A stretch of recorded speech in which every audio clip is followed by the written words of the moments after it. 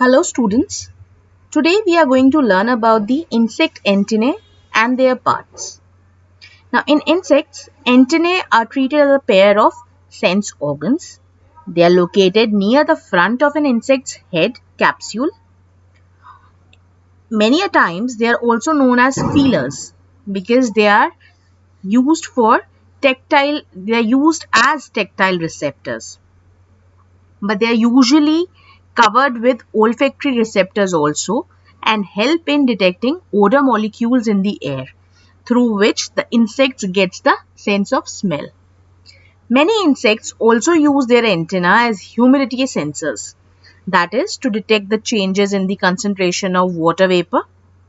Mosquitoes, on the other hand, also detect sounds with their antennae, and many flies use their antennae to gauge airspeed while they are in flight. So in a way, they are not just feelers or the tactile receptors, they are used for a variety of other functions in many different insects. So now we come to the functions of the antennae. As you can see, antennae function almost exclusively in sensory perception. That is, they are more like a sensory organs.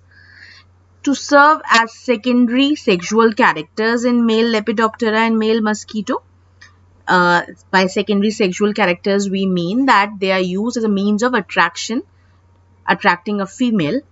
That is, the males are attracting the females through the display of their antennae. That is how they are serving as secondary sexual characters. Now, to find its way means they are used to detect the path that an insect needs to follow. They are used to detect danger. They can be used to find food. They are used to find the opposite sex.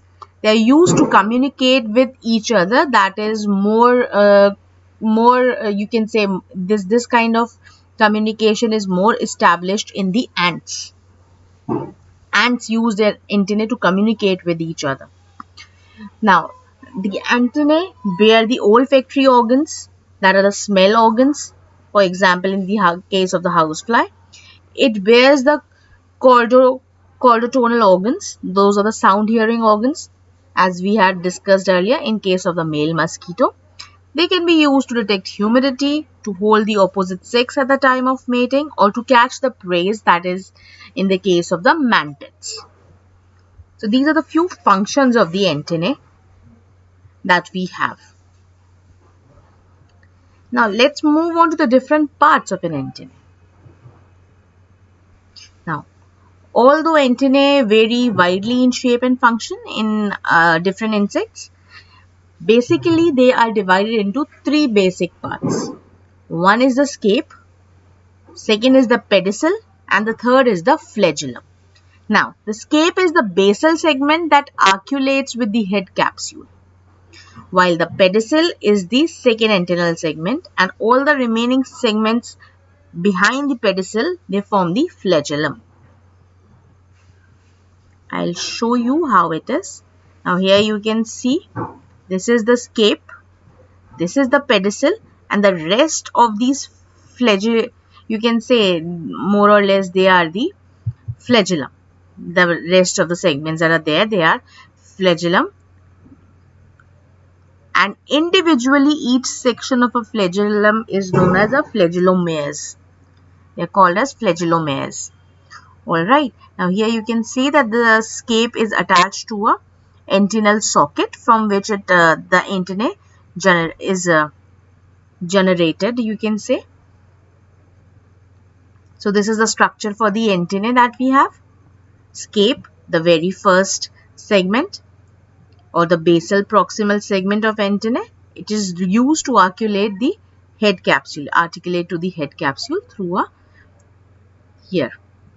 It is often conspicuous and longer than the other segments. If you see the scape is longer than the pedicel and the individual flagellomeres. Now, the pedicel is the second segment that follows the scape.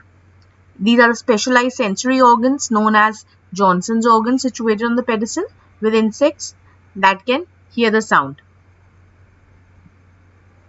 Now, in honeybees, wasp, the pedicel forms the pivot between the scape and the flagellum.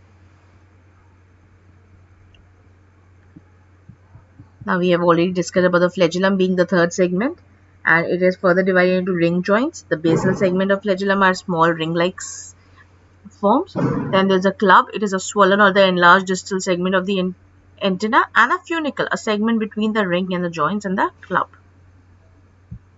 So this is how the flagellum is divided. If you see here, you can very well see the scape, the pedicel, and the flagellum being here.